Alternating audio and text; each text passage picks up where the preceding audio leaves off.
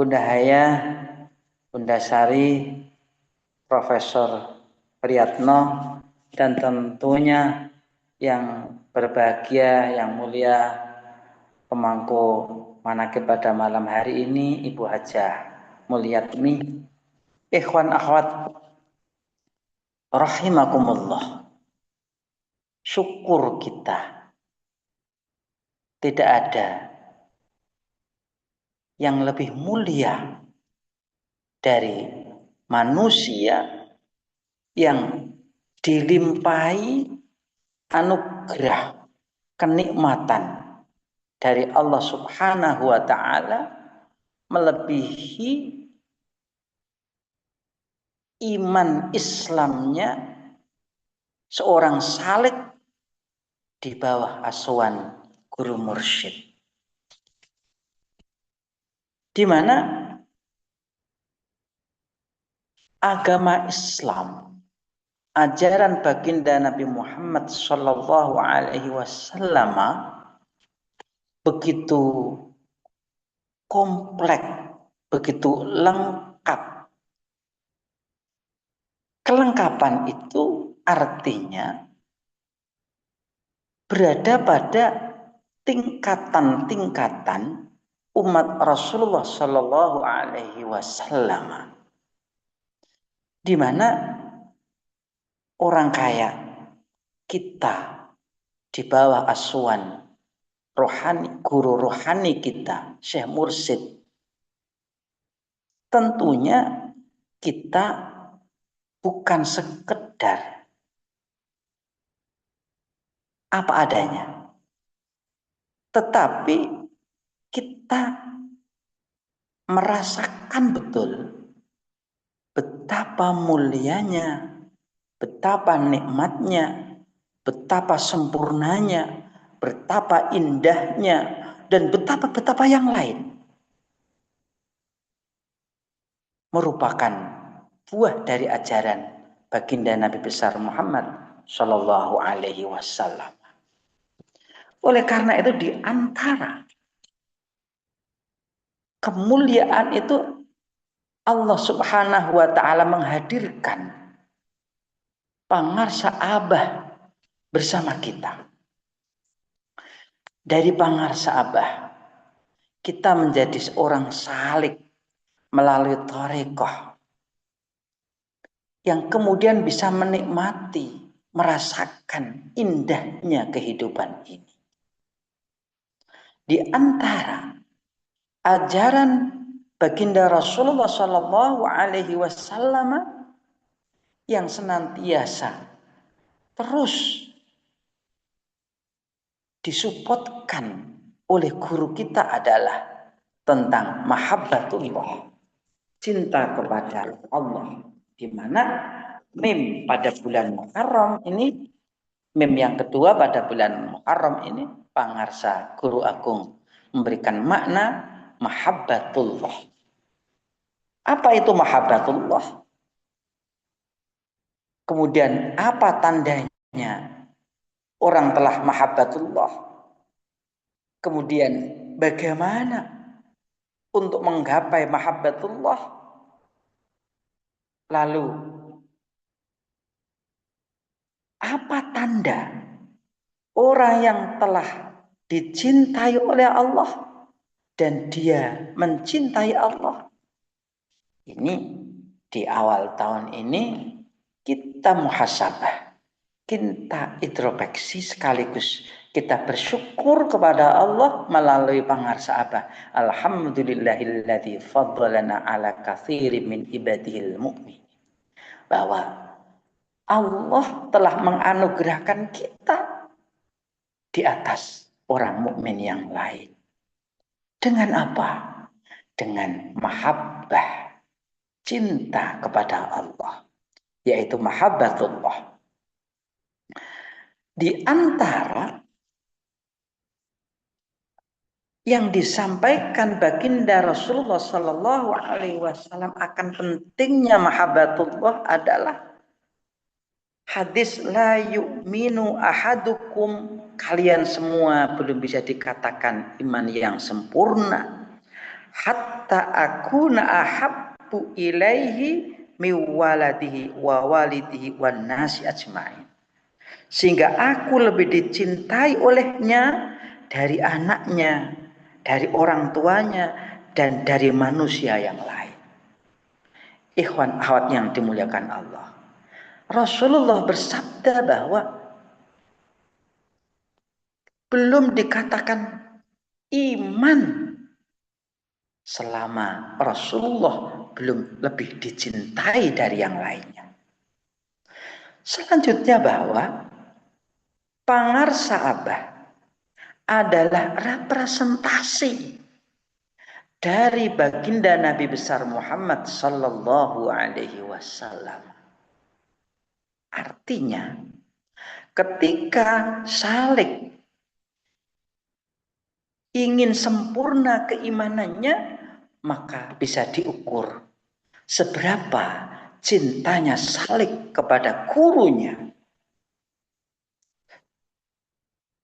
Cinta itu butuh perjuangan dan butuh bukti. Bagaimana cintanya Sayyidina Ali kepada Rasulullah sampai beliau mempertaruhkan nyawanya ketika Rasulullah mau dibunuh oleh orang-orang kafir Quraisy. Dengan Sayyidina Ali mau menerima menempati tempat tidurnya baginda Rasulullah Shallallahu Alaihi Wasallam yang saat itu sedang mau dibunuh. Kemudian bagaimana Sayyidina Abu Bakar As-Siddiq, kesetiaannya, kecintaannya, bahkan sampai taruhan nyawa dan jiwanya ketika mendampingi Rasulullah saat hijrah dari Mekah sampai ke Madinah, bahkan ketika berada di Gua Sur, beliaulah yang menaruhkan jiwa dan raganya ketika terang-terangan di dalam gua itu ada ular yang berbisa dan ada beberapa hewan yang berbisa. Demikian pula bagaimana sahabat Sauban, ya, sahabat Sauban itu kemudian memberikan ketika beliau itu gelisah sekali saat jauh dari Rasulullah, meskipun beliau itu adalah seorang yang menjadi pembantu atau kasarnya budak Rasulullah. Beliau selalu gelisah, ditanya oleh Rasulullah, kenapa kamu gelisah wahai Sauban? Saya gelisah Rasulullah, bagaimana nanti saya kalau berpisah dengan engkau? Bagaimana nanti kalau di akhirat saya tidak bisa ketemu dengan engkau ya Rasulullah? Maka kemudian Allah Subhanahu wa taala menurunkan Al-Qur'an surat An-Nisa 69. A'udzubillahi minasyaitonirrajim. Bismillahirrahmanirrahim. Wa may yuti'illaha war rasula faulaika ma'al ladzina an'amta 'alaihim minan nabiyyin wasyiddiqin wasyuhada'i wassalihin wa hasuna ulaika rafiqa. Dzalikal fadlu minallah. Ini merupakan kabar bahagia bagi kita yang mencintai Rasulullah. Dan sekali lagi, representasi mencintai Rasulullah itu berada kita mencintai pangarsa Abah. Allah mengingatkan, barang siapa yang patuh taat kepada Allah dan Rasulnya, saat ini barang siapa yang taat kepada gurunya, taat kepada pangarsa Abah, faulaika, maka mereka itu ma'alladzina an'amta 'alaihim, akan bersama orang-orang yang telah dikasih nikmat oleh Allah. Siapa yang dikasih nikmat? Minan nabiyyin, para nabi, wasiddiqin, orang-orang siddiqin, wasyuhada, orang-orang yang mati syahid, wassalihin, dan akan bersama orang-orang yang saleh. Yang wahasuna ulaika rafiqa, inilah teman yang paling baik. Dzalikal fadlu minallah. Ini adalah semua itu merupakan anugerah bagi Allah. Maka sekali lagi bahwa pangarsa Abah, Kita bisa bersama pangarsaabah itu merupakan anugerah dari Allah. Dan pangarsaabah membimbing kita, syukur kita tidak cukup dengan alhamdulillah, tapi alhamdulillahilladzi faddalana ala katsirin min ibadihil mu'minin. Ikhwan akhwat yang dimuliakan Allah. Bagaimana seorang salik untuk bisa menggapai mahabbatullah? Bagi kita untuk bisa menggapai mahabbatullah tentunya hanya mengikuti pangarsa guru. Di bulan ini guru kita mengingatkan, Abah mengingatkan, mim yang pertama pada bulan Muharram adalah mujahadatun nafsi. Maka bagi kita introspeksi, kita ini sudahkah mampu menundukkan hawa nafsu, memerangi hawa nafsu? Bagaimana kita mampu tidak menundukkan kekufuran, kemusyrikan, kesombongan, kedengkian, menundukkan keserakahan kita, kebahilan kita, kebodohan kita, kelalaian kita, keangkuhan kita, keangkara murkaan kita, dan sifat-sifat jahat yang lain, yang itu termasuk bagian dari akhlak, bagian dari nafsu nafsu amarah. An-nafsul amarah diingatkan oleh Allah Subhanahu wa taala melalui pangarsaabah yang mengutip surat Yusuf, wa ma ubarri'u nafsi innan nafsa la ammaratum bisu.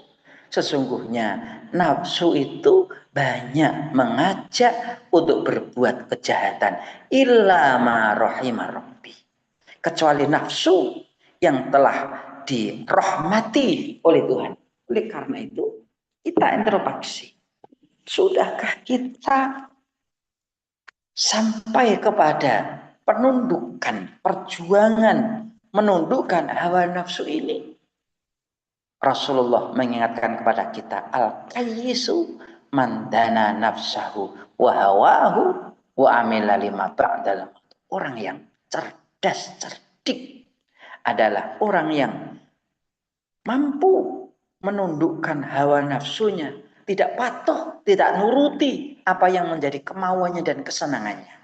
Bukan asal aku senang, tidak. Tetapi itu melanggar hurmatullah apa tidak? Oleh karena itu, mau tidak mau, kita juga harus hurmatullah, menjaga kemuliaan Allah. Menjaga kemuliaan Allah itu bagi kita tidak hanya memandang ini halal, ini haram. Belum cukup hanya menggugurkan kewajiban saja, tetapi kepatutan, nilai kepantasan, ini berakhlak apa tidak, ini beradab apa tidak, ini ada sopan santunnya apa tidak. Jadi hurmatullah, menjaga kemuliaan Allah, belum cukup hanya sampai kepada ini halal, ini haram, ini wajib. Belum pantas apa tidak. Contoh, orang luar boleh mengatakan bahwa merokok itu adalah boleh, mubah, halal. Bagi kita tidak. Kenapa? Ya karena itu pantas apa tidak, patut apa tidak, di mana guru kita mengharamkannya. Maka bisa jadi bagi kita yang tidak wajib bisa menjadi wajib. Kalau haram pasti haram. Karena apa? Tidak, hurmatullah itu tidak hanya kepada sebatas yang penting sah, memenuhi syarat rukunnya dalam sholat, dalam ibadah, belum cukup. Kita berpegang kepada syarat rukun. Akan tetapi lebih, bagaimana tuntunan guru kita. Maka kemudian karena guru kita, seorang guru itu representasi dari Rasulullah yang itu merupakan amanah dari Allah Subhanahu wa taala. Bagi kita, pangarsaabah adalah melebihi dari orang tua kita. Oleh karena itu, di antara untuk menggapai mahabbatullah adalah menggapai ridho Allah. Bagaimana kita ini bisa sampai kepada ridhonya Allah? Untuk sampai ke ridho Allah, kita harus ridho dulu. Orang tua kita ridho apa tidak? Ada makalah, ada dawuh Rasulullah, ridho Allah fi ridho walidain, ridho Allah itu di atas ridhonya orang tua. Sama ridho Allah fi ridho syekh. Ridho Allah itu tergantung ridhonya guru kita ridho apa tidak. Oleh karena itu, untuk menggapai sebelum sampai merupakan mahabbatullah ini merupakan puncak pendakian seorang salik di dalam berthariqah menuju kepada Allah, itu harus melewati ridho Allah. Ridho Allah itu kita harus diawali. Kita ridho tidak dengan qadar Allah kepada kita. Di antara kita ini ridho kepada Allah. Bahkan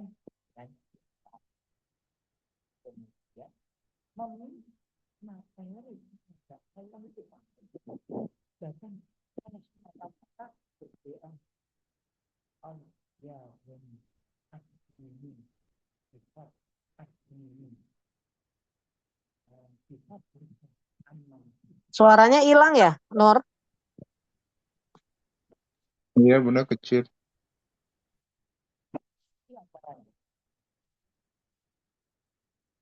ada suaranya? Kecil, kayak kecil kok. Masih kecil? Udah, Bagus, oke, bagus. oke. Oke, ya, terima kasih. Kembali, untuk menggapai ridho Allah itu diantaranya ada ridho guru kita. Ikhwan akhwat yang dimuliakan Allah. Kemudian bagaimana tandanya orang yang telah menggapai cintanya Allah. Ini yang kadang kita kurang menyadari di mana di antara tanda orang yang telah dicintai Allah itu salah satunya Allah akan mengujinya. Allah akan mengujinya. Maka dalam surat Al-Ankabut Allah berfirman, ahasiban nasu ayyatraku ayyakulu amanna wa hum la yuftanun. Apakah ahasiban nasu ayyutraku ayyakulu amanna? Apakah manusia mengira dia akan dibiarkan begitu saja setelah dia mengatakan aku beriman kepada Allah wa hum la yuftanun, dan mereka tidak akan diuji. Jangan dikira setelah orang ditalkin kemudian tidak diuji oleh Allah Subhanahu wa taala. Itu sebuah keniscayaan yang ditegaskan oleh Allah Subhanahu wa taala. Oleh karena itu, ketika seorang salik mendapat ujian dari Allah Subhanahu wa taala, pasti akan dikuatkan oleh guru kita. Terima kasih pangarsaabah. Terima kasih pangarsaabah. Dan kita bersyukur kepada Allah malah dipangarsaabah. Pangarsaabah telah menuntun kita, telah menguatkan kita, mengamini doa pangarsaabah untuk kita. Berkah semuanya, berkah segalanya, berkah selamanya. Al-Fatihah. A'udzubillahi minasyaitonirrajim. Bismillahirrahmanirrahim. Alhamdulillahirabbil alamin arrahmanir rahim maliki yaumiddin. Iyyaka na'budu wa iyyaka nasta'in. Ihdinas siratal mustaqim. Siratal ladzina an'amta 'alaihim ghairil maghdubi 'alaihim waladdallin. Amin. Wassalamualaikum warahmatullahi wabarakatuh. Waalaikumsalam warahmatullahi wabarakatuh.